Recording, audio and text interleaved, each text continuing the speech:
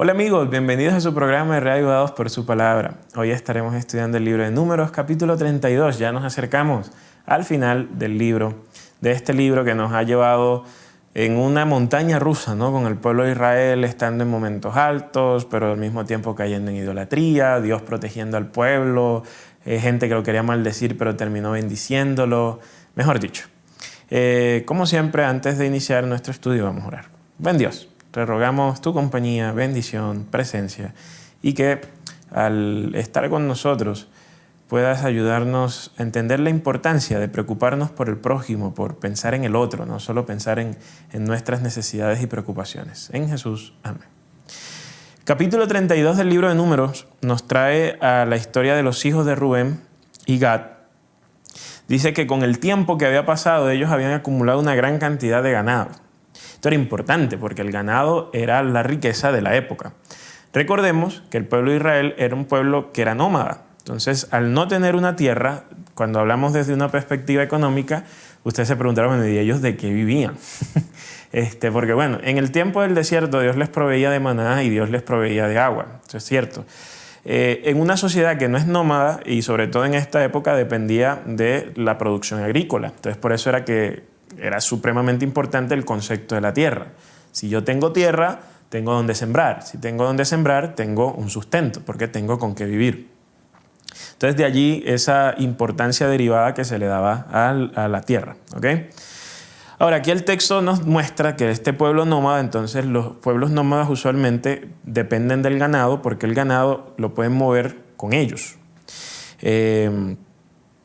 Por esa razón, dice el texto, versículo 1, cuando vieron la tierra de Jazer y la tierra de Galaad, que en verdad era un lugar bueno para ganado, los hijos de Gad y los hijos de Rubén fueron y hablaron a Moisés, el sacerdote Eleazar, y a los jefes de la congregación, diciendo, mira, Atarot, Dibón, Jazer, Nisra, Esbón, Eleale, Sebán, Nebo y Beón, la tierra que el Señor conquistó delante de la congregación de Israel es tierra para ganado, y tus siervos tienen ganado.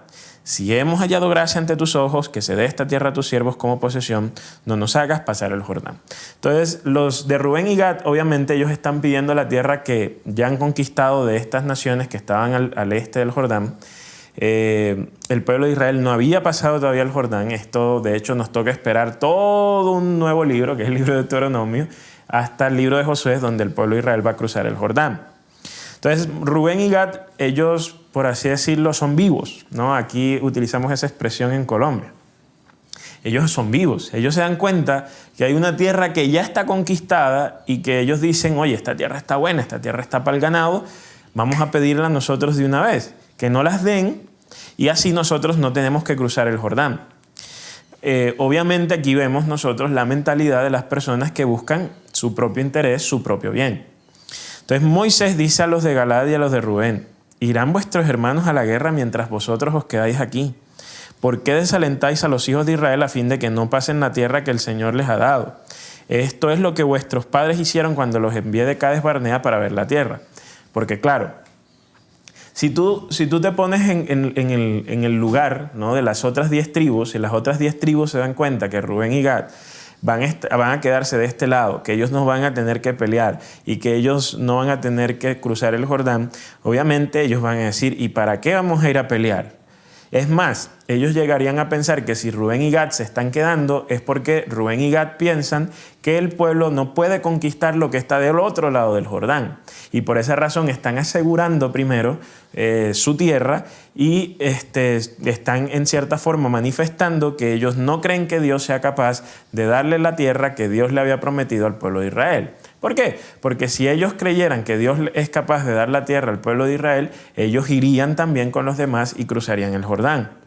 Entonces, Moisés lo que hace es recordarle a los de Rubén y Gad que eso que ellos están pidiendo es egoísta y que ellos no están pensando en los demás y que entonces eso es problemático.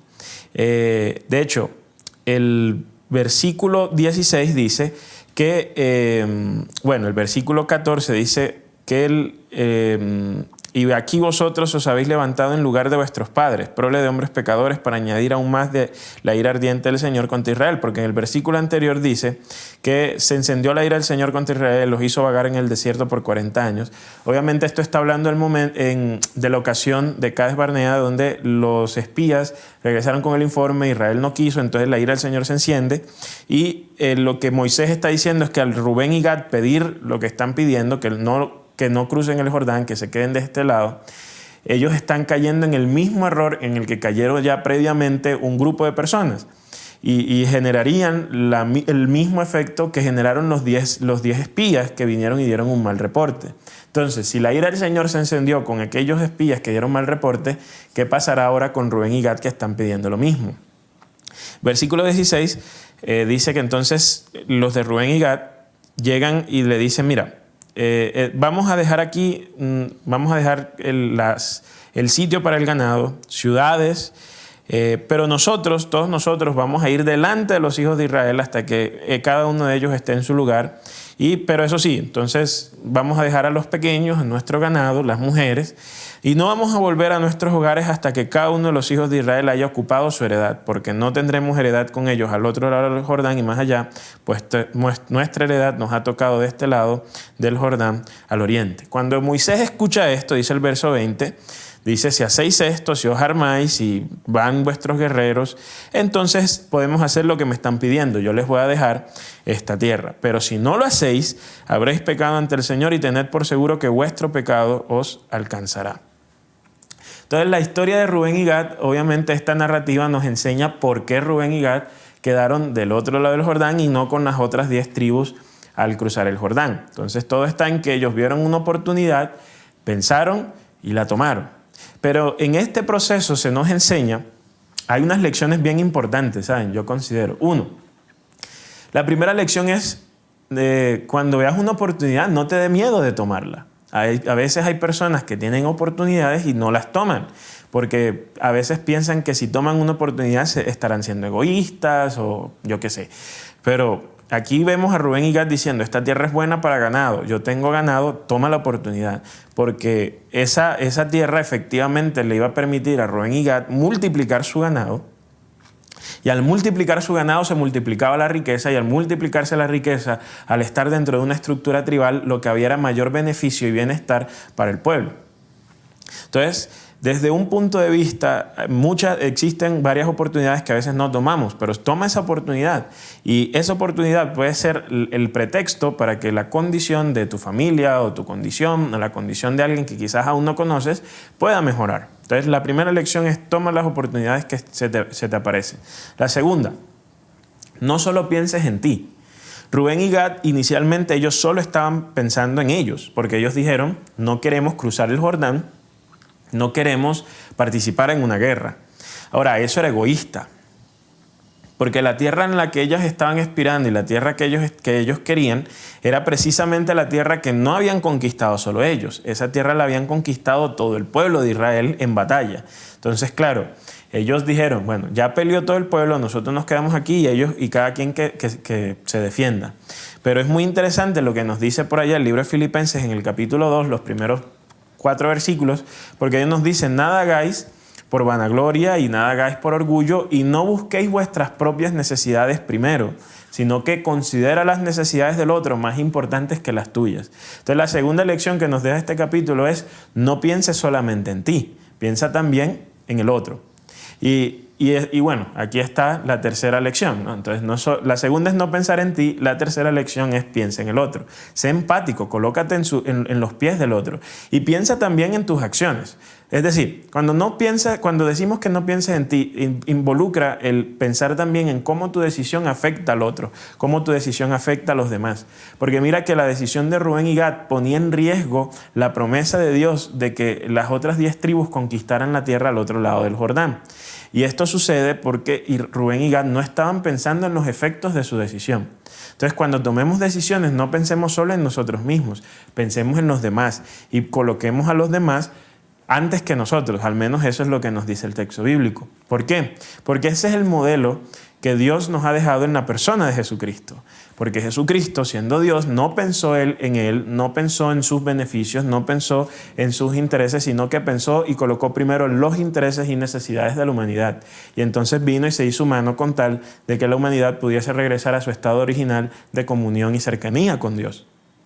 Y ese patrón de vida es un patrón de vida que debe ser replicado en cada uno de los cristianos. Es decir, tú no eres cristiano por cuántas veces vayas a la iglesia, cuántas veces des diezmos, no. Tú eres cristiano por si el patrón de vida de Jesús se replicó en tu vida. Y el patrón de vida de Jesús es el patrón de vida que coloca al otro antes que a mí mismo. ¿Cómo está ese patrón de vida en tu vida? ¿Se está replicando? ¿Colocas tú a los demás antes que a ti mismo? ¿Cómo manifiestas esto tú en el hogar, en tu familia? ¿Cómo manifiestas esto en el trabajo? ¿Cómo manifiestas esto con las personas en la calle? Pones las necesidades de los otros antes que la tuya. Porque cuando lleguemos a ese punto es cuando el patrón de vida de Jesús se ha replicado propiamente. Y ese patrón de vida, cuando se replica, es esa revolución del amor de la que tanto hemos hablado, que alcanza corazones y sobre todo que transforma vidas. Que el patrón de vida de Jesús se pueda replicar hoy en la tuya y que sobre todo podamos pensar menos en nosotros mismos, no de nosotros mismos, porque una cosa es pensar menos de nosotros mismos, otra cosa es pensar menos en nosotros mismos. Piensa menos en ti mismo y piensa más en los demás.